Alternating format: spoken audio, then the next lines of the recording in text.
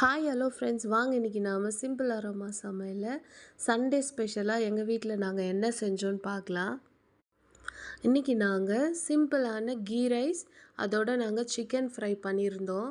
சாப்பிட்றதுக்கு ரொம்ப ரொம்ப டேஸ்டியாக இருந்துச்சு. பிரியாணியை விட இந்த மாதிரி செஞ்சு சாப்பிட்றப்போ ரொம்ப ஹெல்த்தியாகவும் இருக்கும். நிறைய மசாலாஸ் இல்லாமல் சாப்பிட்றதுக்கு அவ்வளோ டேஸ்டியாக இருந்துச்சு. நிஜமாகவே நீங்கள் எல்லாருமே இதை வீட்டில் ட்ரை பண்ணி பாருங்கள். வாங்க இப்போ இது எப்படி செய்கிறதுன்னு பார்க்கலாம். ஃபஸ்ட்டு நம்ம ஸ்டவ் பற்ற வச்சுக்கலாம், குக்கர் வச்சுக்கலாம். இன்றைக்கி நான் கீ ரைஸ் குக்கரில் தான் செய்கிறேன். பாருங்கள், தேவையான அளவு ஆயில் விட்டுக்கலாம். ஆயில் போட்டுக்கினதுக்கப்புறமா மசாலாஸ், பிரியாணிக்கு இப்போ சேர்த்துக்கிற எல்லா மசாலாஸும் சேர்த்துக்கலாம். இதில் நான் எக்ஸ்ட்ராவாக சாஜீராவும் சோம்பும் சேர்த்துக்கிறேன். பாருங்கள், சூடான ஆயிலில் இப்போ இந்த மசாலாஸ் எல்லாத்தையுமே சேர்த்து நம்ம நல்லா ஃப்ரை பண்ணிக்கலாம். அது மாதிரி ஃப்ரை பண்ணுறப்போ கீ ரைஸ்க்கு நல்ல ஃப்ளேவர் கொடுக்கும். இப்போது ஆனியன், பச்சை மிளகா சேர்த்து வதக்கிக்கலாம். பாருங்கள், ஆனியன் நல்லா ரோஸ்ட் ஆகக்கூடாது. லைட்டாக கலர் சேஞ்ச் ஆனால் போதுமானது, இல்லைன்னா கீ ரைஸோட கலர் சேஞ்ச் ஆகிடும். அதனால் வெங்காயம் லைட்டாக பொன்னிறமாக சேஞ்ச் ஆனால் போதும். அதே மாதிரி பச்சை மிளகா கூட காரத்துக்கு ஏற்ற மாதிரி சேர்த்துக்கலாம். அதோடு இப்போ இஞ்சி பூண்டு சேர்த்து நல்லா வதக்கிக்கலாம். எவ்வளோ தேவையோ இஞ்சி பூண்டு அவ்வளோ சேர்த்துக்குங்க. நான் இது 2 கிளாஸ் அரிசிக்கு ஒரு 50 கிராம்ஸ்க்கு நான் சேர்த்துக்கிட்டேன். அதோட புதினா, கொத்தமல்லி சேர்த்து நல்லா ஃப்ரை பண்ணிக்கலாம். ஆனியன் பாருங்கள், நான் ரொம்ப வதக்கலை, லைட்டாக தான் கலர் சேஞ்ச் ஆகிருக்குது. அது கூட இப்போ புதினா சேர்த்துருக்கேன். இப்போ கொத்தமல்லி சேர்த்து கொஞ்சம் லைட்டாக வதக்கிக்கலாம். புதினாவையும் கொத்தமல்லியும் நல்லா ஃப்ரை பண்ணிக்கலாம். புதினாலேருந்து நல்ல ஸ்மெல் கமகமன்னு வர வரைக்கும் ஃப்ரை பண்ணிக்கலாம். அதுக்காக ரொம்ப கலர் சேஞ்ச் ஆகக்கூடாது.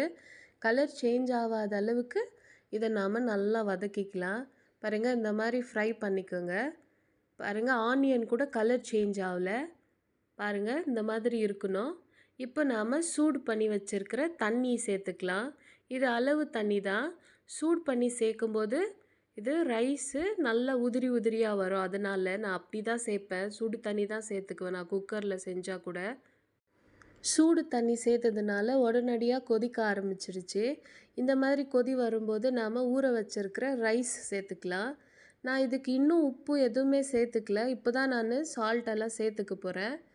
இந்த டைமில் தான் கொஞ்சமாக சால்ட்டு, தேவையான அளவு காரம் எல்லாம் செக் பண்ணிக்கலாம். மிளகா தான் இதுக்கு காரம், நம்ம மிளகாத்தூளெல்லாம் ஆட் பண்ண போல்.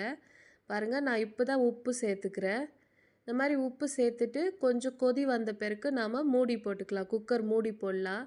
பாருங்கள், இந்த மாதிரி ஸ்டேஜில் தான் நான் இப்போது குக்கர் மூடி போட்டுக்கிறேன். இதை நாம் 2 விசில் விட்டு எடுத்துக்கலாம். இப்போது இந்த சிம்பிளான கீ ரைஸ்க்கு நான் சிக்கன் ஃப்ரை பண்ண போகிறேன். பாருங்கள், கடாய் வச்சுக்கின்னு தேவையான அளவு ஆயில் சேர்த்துக்கலாம். அதில் இப்போ நான் சின்ன வெங்காயம் கட் பண்ணி வச்சுருக்கேன். சின்ன வெங்காயம், கருவேப்பிலை, பச்சை மிளகா சேர்த்துக்கிறேன். இது 3யும் சேர்த்து நல்லா வதக்கிக்கலாம். சின்ன வெங்காயம் சிக்கன் ஃப்ரைக்கெல்லாம் சேர்க்கும்போது ரொம்ப டேஸ்ட்டாக இருக்கும். எப்போவுமே சின்ன வெங்காயம் உடம்புக்கு ரொம்ப ரொம்ப நல்லது. வீட்டில் எல்லோரும் சேர்த்துக்கணும். இதை பெரிய வெங்காயத்தை விட சின்ன வெங்காயம் தான் ஹெல்தி. இப்போ இது கூட நான் கொஞ்சமாக பட்டர் சேர்த்துக்கிறேன். பட்டர் சேர்த்துக்கிறப்போ எல்லா சிக்கன் கிரேவிக்கு அவ்வளோ நல்லா சூட் ஆகும். சிக்கன் ஃப்ரைக்கும் அவ்வளோ டேஸ்ட் கொடுக்கும். சிக்கனுக்கு அவ்வளோ மேட்ச் ஆகும் இந்த வெண்ணெய் சேர்த்து நம்ம செய்கிறப்போ. இப்போது இந்த வெங்காயம் நல்லா வதங்கிடுச்சு. இஞ்சி பூண்டு பேஸ்ட் சேர்த்துக்கலாம். இஞ்சி பூண்டு பேஸ்ட்டு சேர்த்துட்டு பச்சை வாசனை போகிற வரைக்கும் நல்லா வதக்கிக்கலாம். பாருங்கள், இந்த மாதிரி நல்லா ஃப்ரை பண்ணும்போது பச்சை வாசனை இல்லாமல் போயிடும். நல்லா வதங்கினதுக்கப்புறமா இப்போ நாம் இதில் காரம் சேர்த்துக்கலாம். கொஞ்சமாக மிளகாத்தூள் சேர்த்துக்கிறேன். அது கூடவே தனியாத்தூள் சேர்த்துக்கிறேன். இதுதான் இதில் மசாலா நான் சேர்க்க போகிறது. வேறு எந்த மசாலாவும் சேர்க்கல நான். அவ்வளோ நல்லா இருந்துச்சு. நிஜமாகவே ட்ரை பண்ணி பாருங்கள். சிம்பிள் மசாலா வச்சு நம்ம செய்கிறப்போ அது டேஸ்ட்டே வேறு லெவலில் இருக்கும். ஆயிலில் நம்ம ஃப்ரை பண்ணும்போது எல்லா மசாலாஸும் நல்லா வெந்து வரும். அதனால் டேஸ்டியாக இருக்கும். எந்த ஃப்ரை ஆனாலும் சரி, கிரேவி ஆனாலும் சரி. இப்போ தேவையான அளவு தக்காளி சேர்த்து நம்ம நல்லா வதக்கிக்கலாம். தக்காளி இப்போது நல்லா எண்ணெயில் நல்லா வதங்கட்டும். நல்லா வதக்கிக்கலாம். இப்போ இதில் கொஞ்சம் நாம் சால்ட் சேர்த்துக்கலாம். பாருங்கள் சால்ட்டு சேர்த்து கொஞ்சம் நல்லா வதக்கிக்கலாம். சால்ட்டு சேர்த்து வதக்குறப்போ தக்காளி சீக்கிரமாக வதங்கிடும். இப்போ இந்த தக்காளியை நாம் நல்லா வதக்கிக்கலாம். இதில் கொஞ்சமாக கொத்தமல்லி சேர்த்துக்கலாம். கொத்தமல்லி சேர்க்குறப்போ ஒரு நல்ல ஃப்ளேவர் கொடுக்கும் கிரேவிக்கு இல்லை ஃப்ரைக்கு. எப்போவுமே சிக்கன் செய்கிறப்போ தக்காளியோட கொத்தமல்லி சேர்த்து நம்ம அரைச்சி ஊற்றுறப்போ ரொம்ப நல்லா டேஸ்ட் வரும். தக்காளி இப்போ வதங்கிடுச்சு. இப்போ இதில் நாம் 1 கேஜி சிக்கன் சேர்த்துக்கலாம். இதை நல்லா நாங்கள் கழுவி வச்சுருக்கிற சிக்கன் இப்போது சேர்த்துக்கிறோம். நான் இதில் நிறைய மசாலாஸ் எல்லாம் ஆட் பண்ணல. நான் கொஞ்சமாக மசாலா ஆட் பண்ணியிருக்கேன். உங்களுக்கு தேவைன்னா ஆட் பண்ணிக்கோங்க. நான் கொஞ்சமாக தான் மசாலா எப்போவுமே சேர்ப்போம். நான் எந்த குழம்பு செஞ்சாலுமே கம்மியாக மசாலா போட்டு தான் செய்வேன். பாருங்கள், இப்போ இந்த சிக்கனை நம்ம நல்லா மிக்ஸ் பண்ணி விட்டு ஆயிலே கொஞ்சம் நேரம் நல்லா ஃப்ரை ஆகட்டும். ஆயிலில் நல்லா வெந்து வரணும். இது சிக்கனில் இருக்கிற தண்ணி எல்லாம் விடுறதுக்கு ஸ்டார்ட் ஆகிட்டு அதே தண்ணியில் சிக்கன் ஃப்ரை ஆகிடும்.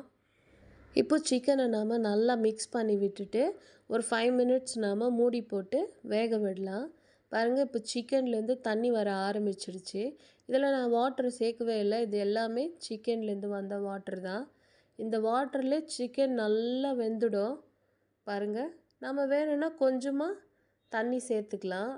கிரேவியாக வேணும்னா நான் கொஞ்சம் திக்காக ஃப்ரை பண்ண போகிறேன். அதனால பாருங்கள் எவ்வளோ நல்லா வருது பாருங்கள். தண்ணி ஊற்றவே இல்லை, தண்ணி ஊற்றுன மாதிரியே இருக்குது. இது இன்னும் ஒரு 5 மினிட்ஸ் நல்லா ஃப்ரை ஆகட்டும். இப்போ கொஞ்சம் வேகிறதுக்காக ஒரு அரை கிளாஸ் தண்ணி சேர்த்துக்கலாம். இது கூடவே கொஞ்சமாக புளி கரைச்சல் கொஞ்சம் சேர்த்துக்கலாம். புளி தண்ணி சேர்க்குறப்போ நல்லா டேஸ்ட் கொடுக்கும். சிக்கன் ஃப்ரை ஆனாலும் சரி, கிரேவி ஆனாலும் சரி. அதனால் கொஞ்சமாக சேர்த்துக்கலாம். அது கூடவே நான் ஒயிட் பெப்பர் பவுடர் கொஞ்சம் சேர்த்துக்கிறேன். எந்த சிக்கன் கிரேவிக்கானாலும் ஃப்ரைக்கானாலும் பெப்பர் பவுடர் கொஞ்சம் சேர்த்துக்கோங்க. ரொம்ப டேஸ்டியாக இருக்கும். இதுதான் நான் இதில் சேர்த்துருக்கிற மசாலாஸ். வேறு எதுவுமே நான் சேர்க்கல. கொஞ்சமாக தனியாத்தூள், மிளகாத்தூள், பெப்பர் பவுடர் சேர்த்துருக்கேன். அவ்வளோதான். பாருங்கள், இதை நாம் ஒரு 5 மினிட்ஸ் நாம் மூடி போட்டு சிம்மில் வச்சுட்டு அப்படியே விட்டுறலாம். சிம்மில் வச்சு இப்போ நான் ஒரு 5 மினிட்ஸ் ஆச்சு பாருங்கள். இப்போது கிரேவி நல்லா திக்காக வந்துடுச்சு. அவ்வளோதான். இப்போ நான் இதை இவ்வளோ எங்களுக்கு திக்காக இருந்தால் போதும். இப்போ நான் இதை ஸ்டவ் ஆஃப் பண்ணிடுறேன். கடைசியாக கொஞ்சமாக கொத்தமல்லி சேர்த்துக்கலாம். கொத்தமல்லி சேர்த்து நல்லா மிக்ஸ் பண்ணி விட்டுட்டு ஆஃப் பண்ணிடலாம். பாருங்கள், சுவையான சிக்கன் ஃப்ரை, சிம்பிளான சிக்கன் ஃப்ரை சாப்பிட்றதுக்கு அவ்வளோ நல்லா இருந்துச்சுங்க. நிஜமாகவே ட்ரை பண்ணுங்கள். நிறைய கரம் மசாலா, சிக்கன் மசாலா பவுடர்ஸ் அதெல்லாம் போடாமல் அவ்வளோ நல்லா இருந்துச்சு. இப்போ நாம் கீ ரைஸை ஓப்பன் பண்ணலாம். பாருங்கள், கொஞ்சம் கூட கலர் சேஞ்ச் ஆகல, அப்படியே ஒயிட்டாக இருக்குது. இதில் நான் எந்த வெஜிடபிள்ஸ் எதுவும் சேர்க்கல. ப்ளைன் கீ ரைஸ் தான் இது. இதில் நான் கொஞ்சம் நெய் கூட கொஞ்சம் கூட சேர்த்துக்கல. நான் வெறும் ஆயில் மட்டும் தான் சேர்த்துருக்கேன். பாருங்கள், எவ்வளோ நல்லா உதிரி உதிரியாக வந்திருக்கு. நம்ம சுடு தண்ணி சேர்த்துக்கினாவே குக்கரில் கூட நல்லா உதிரி உதிரியாக வரும். பிரியாணி ஆனாலும் சரி, எந்த ரைஸ் செஞ்சாலுமே சுடு தண்ணி சேர்த்துக்குங்க. பாருங்கள், எவ்வளோ நல்லா வந்திருக்கு. இது கூட இப்போ நாம் செஞ்ச சிக்கன் ஃப்ரை சேர்த்துக்கலாம். பாபா, சாப்பிட்றதுக்கு அவ்வளோ நல்லா இருந்துச்சு. எவ்வளோ கலர்ஃபுல்லாக இருக்குது பாருங்கள் சிக்கன் ஃப்ரை. இந்த ரெண்டையும் சேர்த்து சாப்பிட்றப்போ அவ்வளோ நல்லா இருந்துச்சு. நிஜமாகவே எல்லாமே நல்லா இருக்குன்னு சொல்கிறாங்கன்னு நினைக்காதீங்க. நிஜமாக வீட்டில் ட்ரை பண்ணி பாருங்கள். அவ்வளோ டேஸ்ட்டாக இருந்துச்சு. பாருங்கள், பாப்பா சாப்பிட்றதுக்கு அவ்வளோ டேஸ்டியாக இருந்துச்சு. இந்த சிக்கன் ஃப்ரையோ இந்த ரைஸோ சாப்பிட்றதுக்கு நிஜமாகவே உங்கள் வீட்டில் ட்ரை பண்ணி பார்க்கணும். யாரானாலுமே ட்ரை பண்ணி பாருங்கள். இந்த மாதிரி சிம்பிள் விஷயம்லாம் நம்ம செஞ்சு சாப்பிட்றப்போ நல்லா இருக்கும். பிரியாணியே சாப்பிட்ணுன்னு இல்லை, எல்லா வெரைட்டியான ரைஸஸ் எல்லாமே நம்ம ட்ரை பண்ணி சாப்பிட்ணும் இல்லைங்களா. இது பார்க்குறதுக்கு சிம்பிளாக இருக்குது, ஆனால் சாப்பிட்றதுக்கு மட்டும் அவ்வளோ நல்லா டேஸ்டியாக இருந்துச்சு.